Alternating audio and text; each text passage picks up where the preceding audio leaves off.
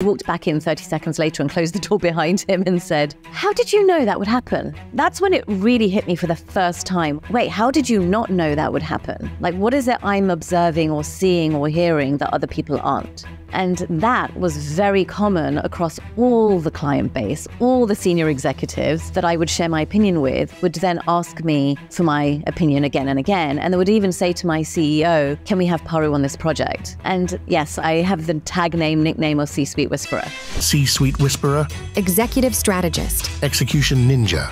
So I expressed what I was seeing and hearing and observing, and then used logic, I think very algebraically. So if A plus B equals C and you want D, you need something in addition to A plus B, because otherwise you're just going to get C. So you need to do X to get D. It's all up to you. Don't rely on anyone else. It's up to you. You're in charge, you're in control, even if you don't think you are. You are. 1, 2, 3, 4. Welcome to the High Performance CEO Show, your exclusive insight into the strategies and success habits of the world's top CEOs. I'm your host, Sebastian Schieke, entrepreneur, mentor, and business angel. Prepare to grow your business, enhance your leadership skills, and thrive in today's world. Let's dive in.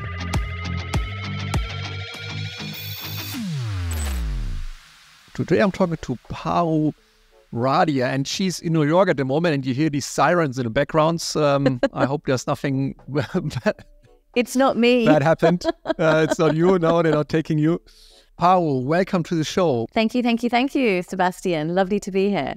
Yeah. So we have a lot in common. You coach C-level executives. You're a person of action, a person of execution. You like that things get done. Probably you also bring this into your coaching, that you really bring people into action. And this is important in today's world, where we are flooded with advice and with ideas, but execution is often the area which is falling behind.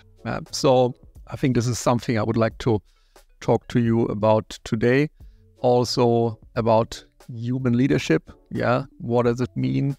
And also a little bit about your story. I mean, we had a conversation before this recording, and you explained where you're from and what's your story. So maybe you can invite the listeners to your background and give us a bit of a perspective. Thank you. Yes, born and raised in London, England. I moved to New York 16 years ago. I come from an entrepreneurial family. I have been working longer than I've been playing. I remember going to the store as a 4-year-old and stocking shelves. Those were my toys as a 4-year-old, because it was cheaper than a babysitter.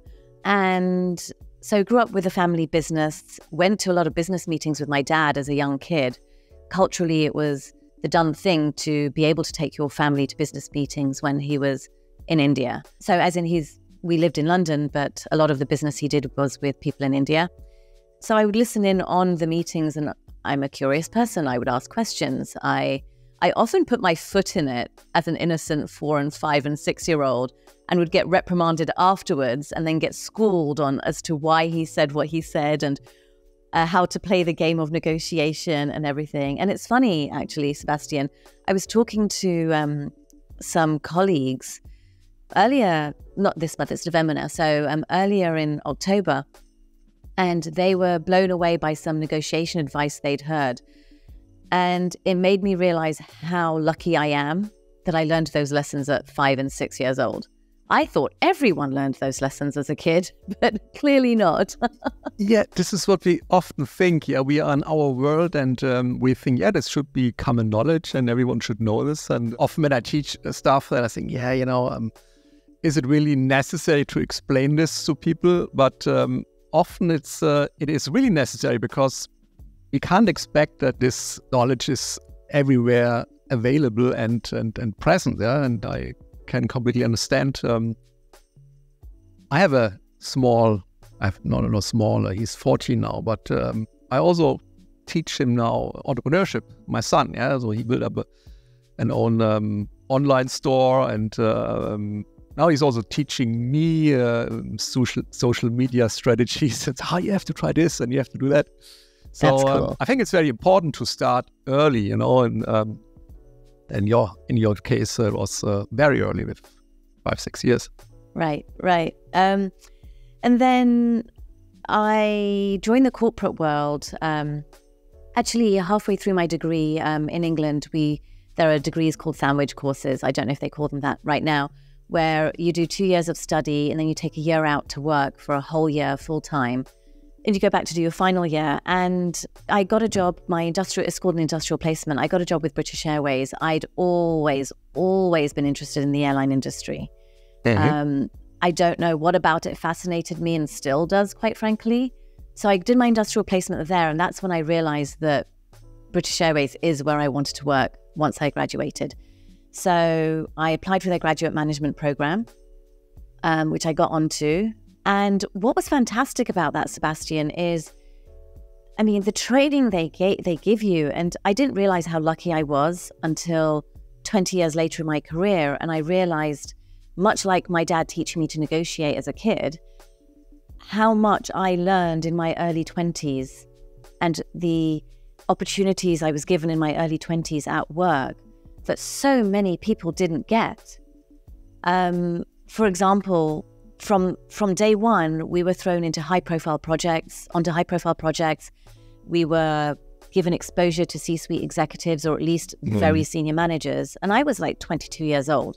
And on the graduate program, you don't get, I mean, as a 20-year-old or 20-something-year-old, you don't get reprimanded for speaking up. You get reprimanded for staying quiet, which isn't common at all. So it really encouraged me to speak up and share ideas and say what I really thought.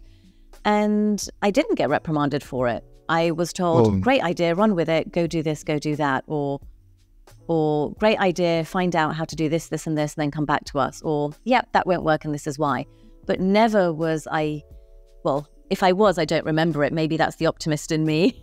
But never was I berated or humiliated for coming up with an idea, which has molded who I've become, because I'm not shy to share my ideas. I'm not shy to share my opinions. Fast forward a little, a few things. Although my dad was great at teaching me negotiation, he was a really hard person to live with. He's a classic narcissist, very misogynistic, very controlling.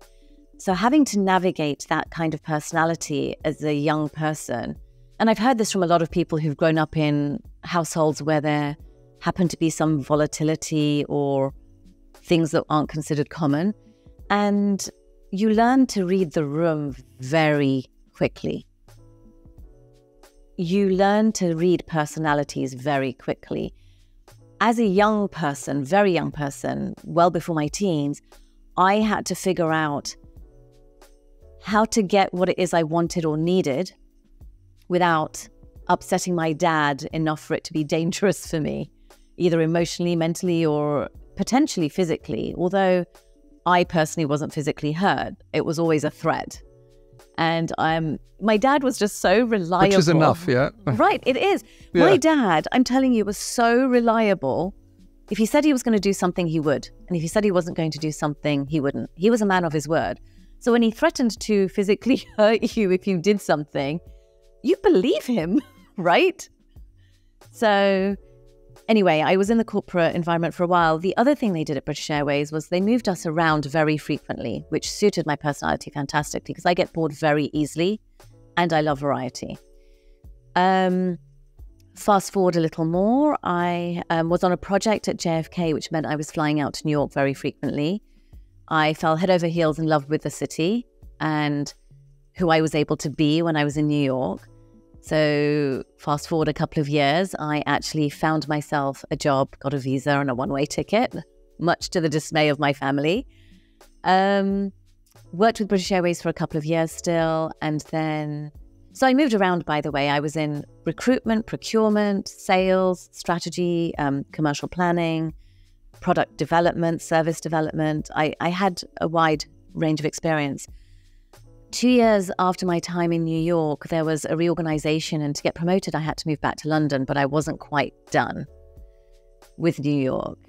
So I took a severance package, and I had my green card by then, so I stayed.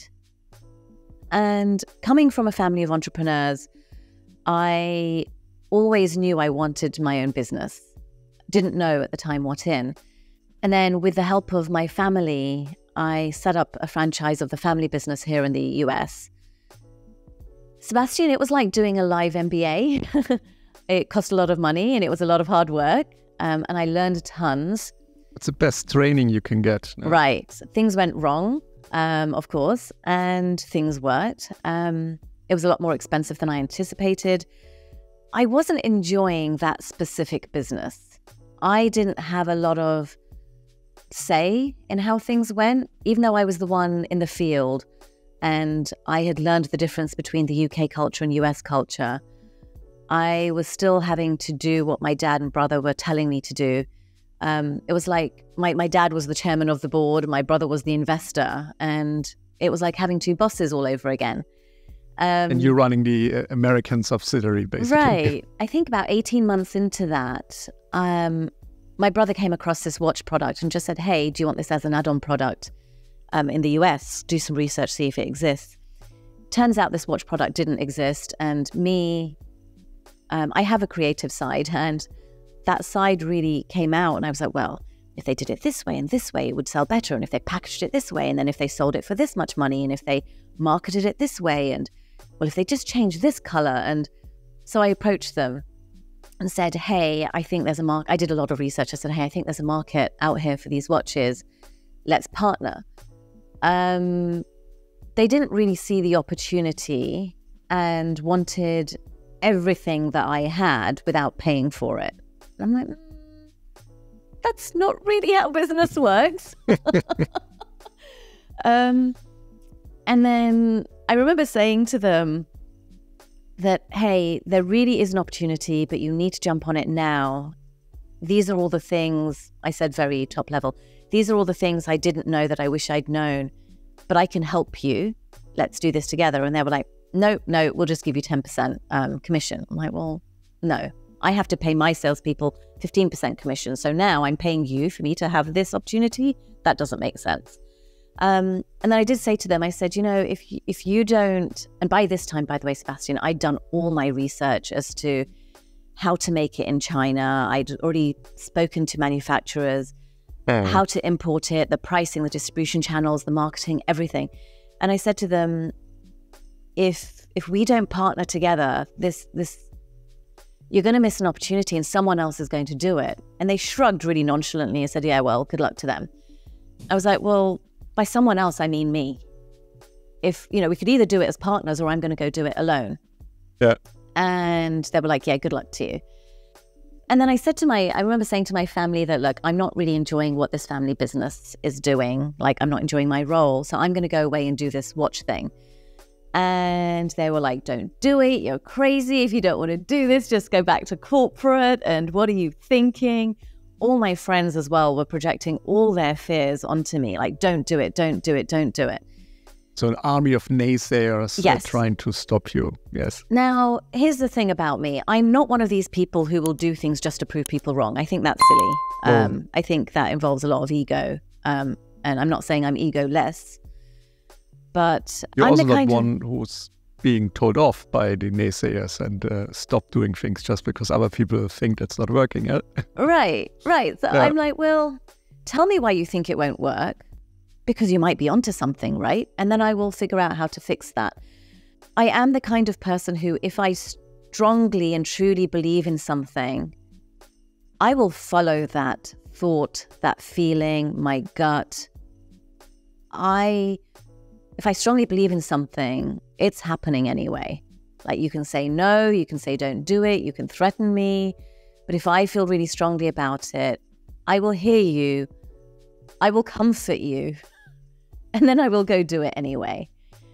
So I did. I gave the original business back to my family and said, here you go, do whatever you like with it. I'll help you, I'll do a handoff, but I'm going to start this other business. It was all very, we're not giving you any money, we're not giving you any advice, because they really didn't want me to do it.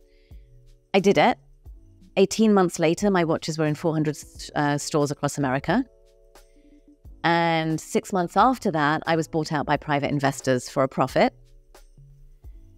Congrats. Thank you very much. And It was hard work. It was, I mean, I'll include some of that information in the book I'm writing about what I didn't know and what I know now. What are the two biggest learnings from this experience?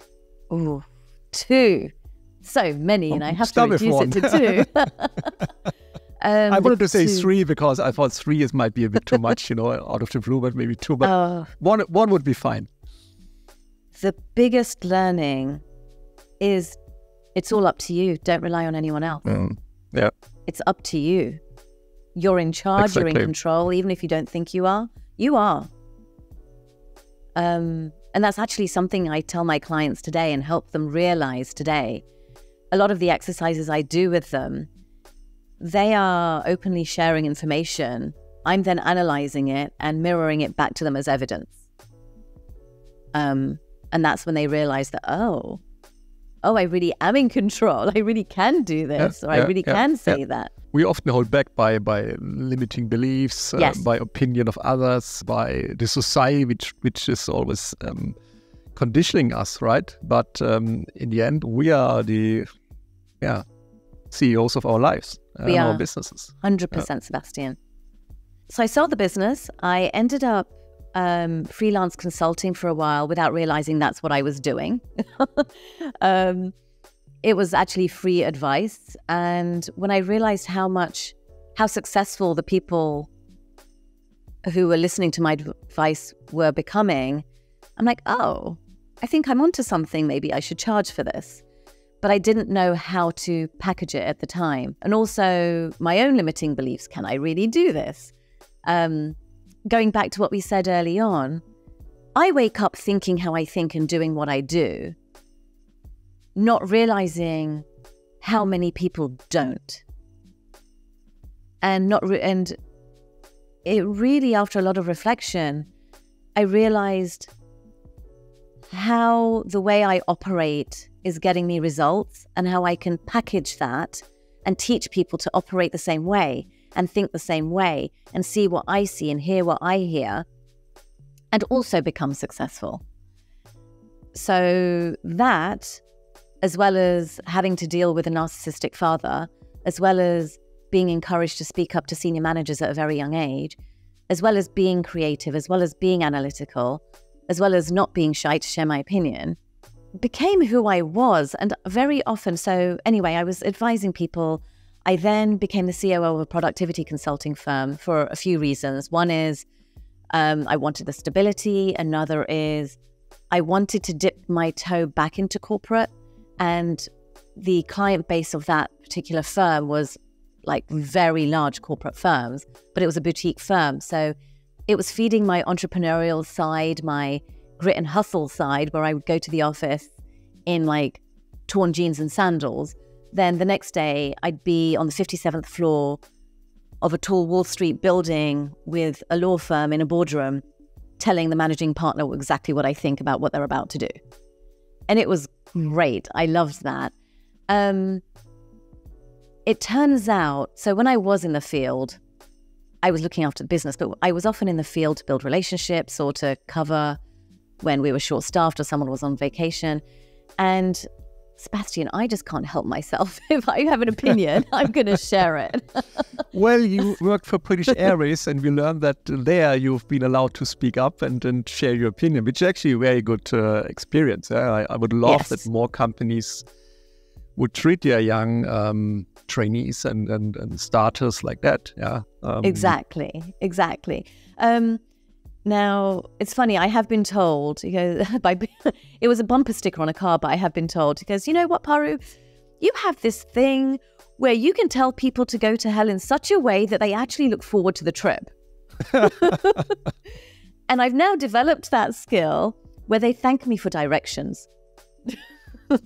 So I very often would ask for permission to share my opinion with these executive partners or CEOs, where that's not what they hired us, the company, to do.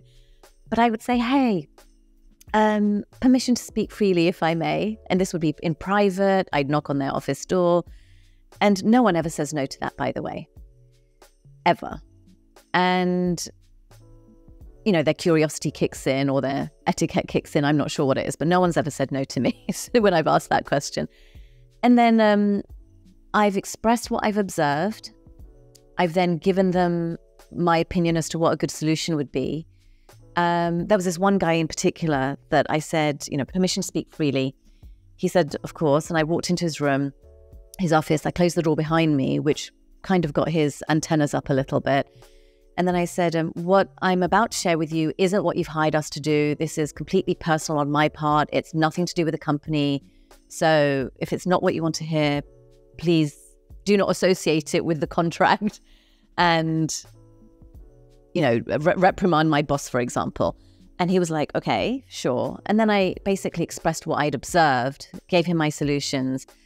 And he looked at me like I was crazy. And I said, well, I will write the email for you. You don't have to change any. You can change it if you like. All you need to really do is put your name at the bottom and make sure you send it out by 10 o'clock tomorrow, because I know this group are meeting at noon and they'll need time to discuss between them before they go into the meeting. And I'm like, I'm future-proofing everything.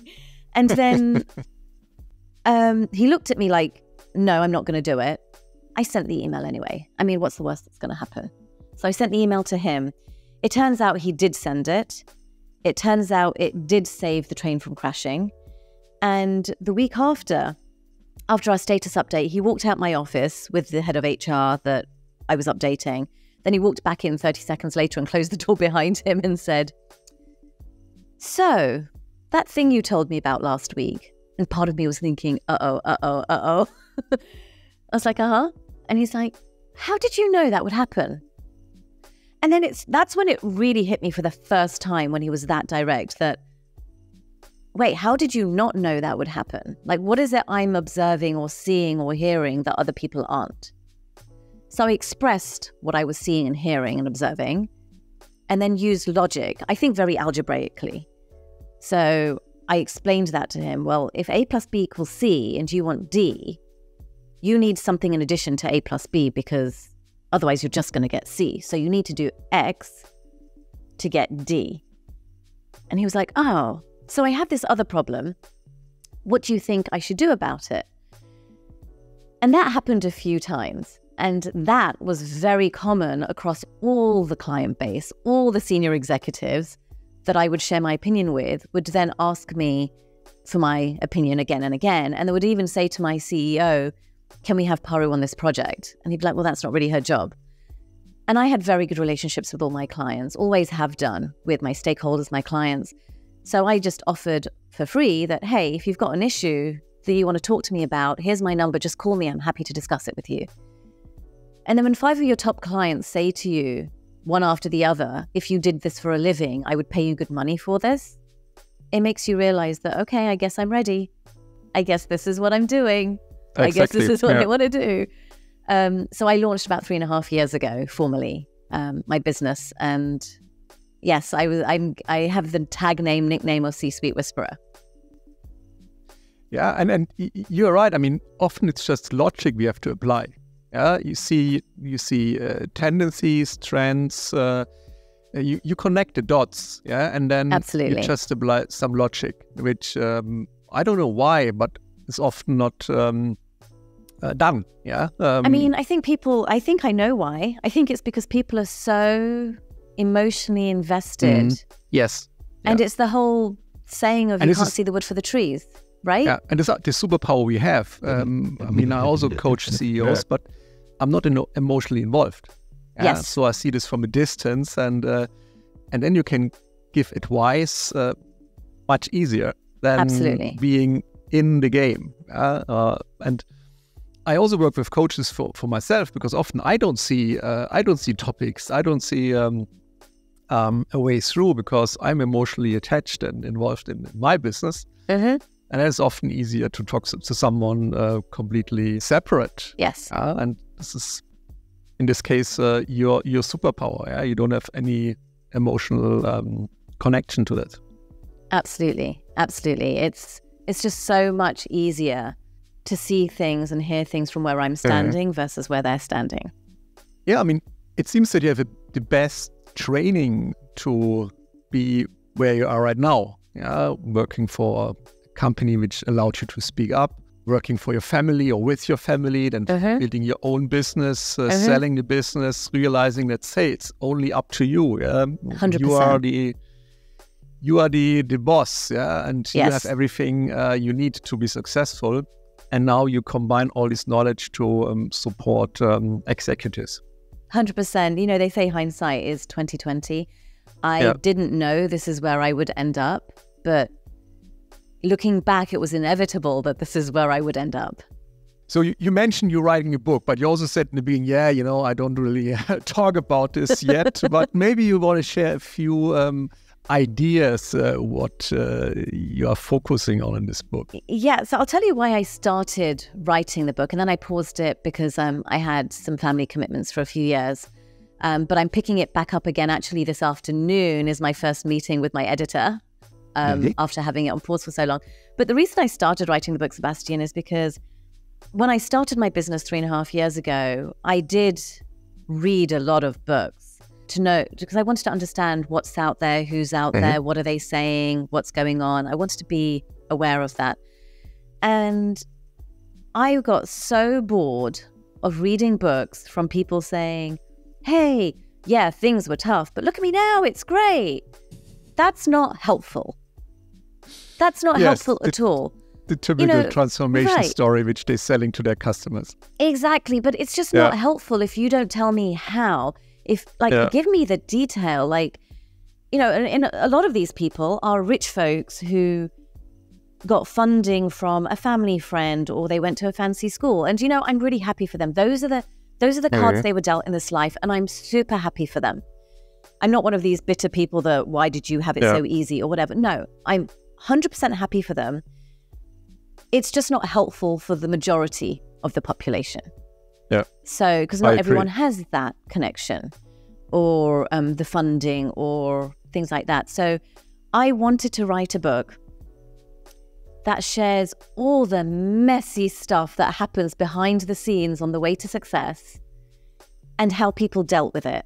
So what did you say? How did you feel? What did you think? What did you do next? Then what did you do? Then what happened? Oh, that failed. Then what did you do about that failing?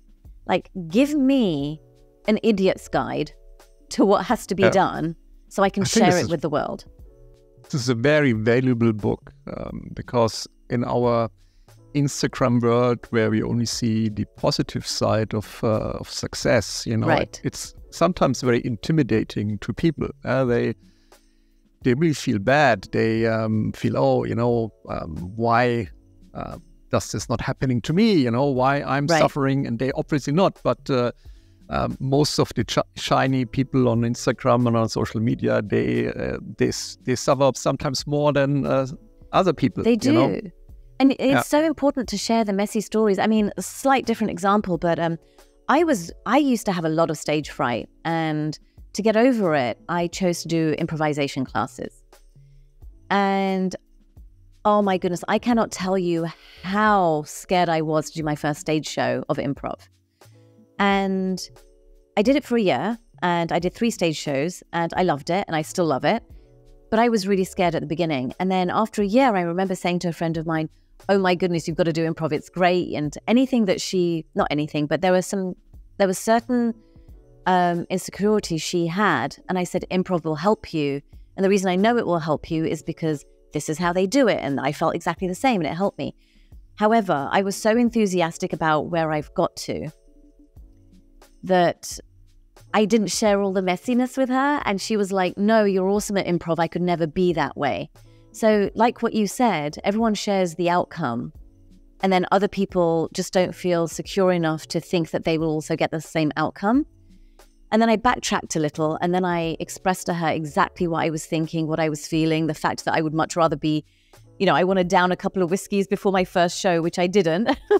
But expressing that to her made her feel a bit more human and real. And then she actually tried it and loved it.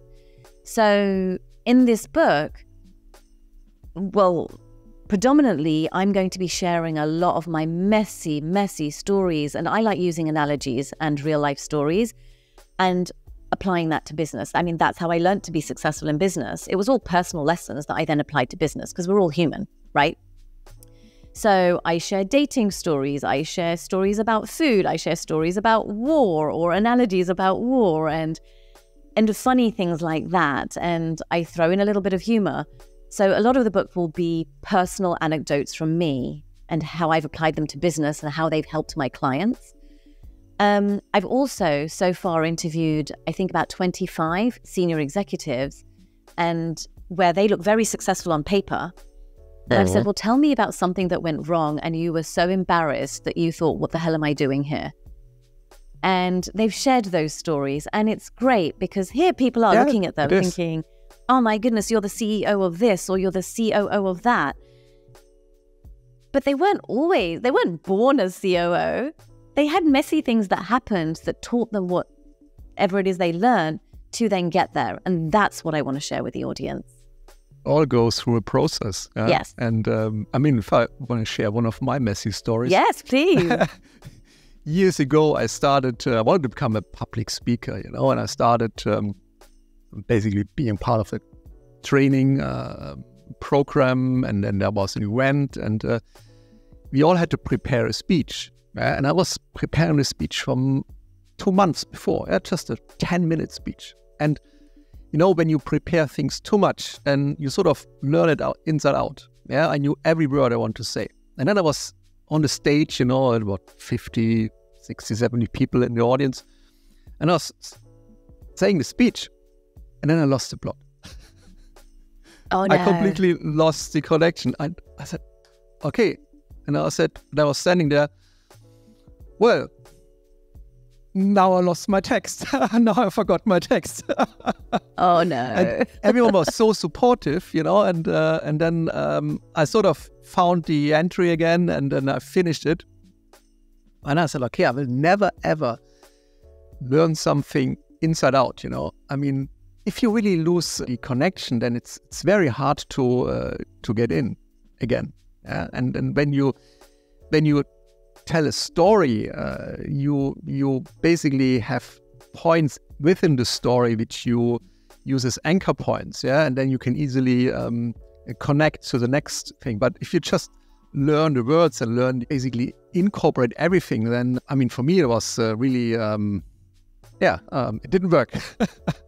But hey, I mean, it didn't kill me. It made me stronger, Exactly, now I'm laughing exactly. about it.